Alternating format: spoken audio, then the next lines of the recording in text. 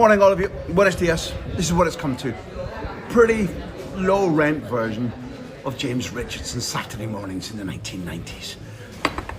Let's get started on what's been a brilliant weekend in La Liga, and I've been ordered that this must focus on the two rivals that the British teams are going to play in Europe this week. Let's begin with Athletic Club.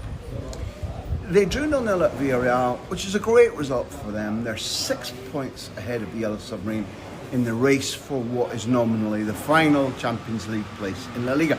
But it's now 2 games with no goals scored.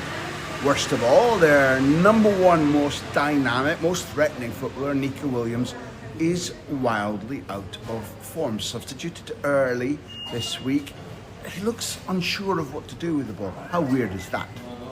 There were injuries. Yuri and Paredes added to Uri, who was already out. I have a feeling that at Ibrox on Thursday, Uri and Paredes will either play or be available. It still means that Los Leones are 4th in the best league in the world, and they've only suffered 1 defeat in 21 matches. If there was really good news for Valverde's team, it's the fact that Ian Sunset is back. The big, powerful number 10 who plays in that line of 3 behind the nominal centre forward is the leading Spanish scorer in La Liga, and therefore by definition he's Athletic's top scorer, 15 this season. He'd been out for 43 days on the bench last week, didn't get a sniff.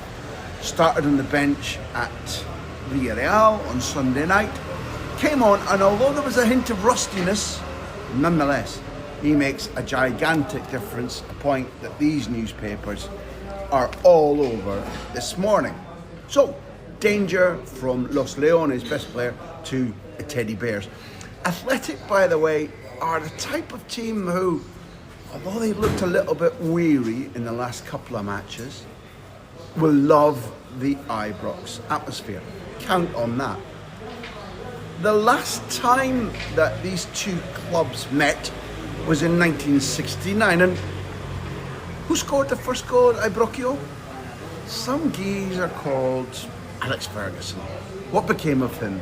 And in that Athletic team were El Chopo, José Luis Iribar, one of Spain's most iconic footballers, the keeper when they won the 1964 Euro, plus Javier Clemente, longtime Spain coach, and title-winning manager with Athletic Club, plus Iñaki Saez, the coach who made Xavi and Iker Casillas world champions at the 1999 Under-20 World Cup in Nigeria.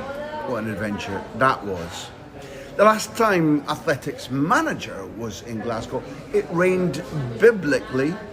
His team had a man sent off at Hampden, and Espanyol, the team he took to the UEFA Cup final, lost on penalties to Sevilla.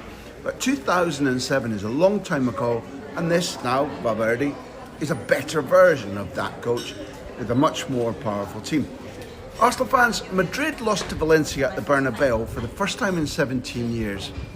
They lost just twice in all their matches last season, both times against Atleti.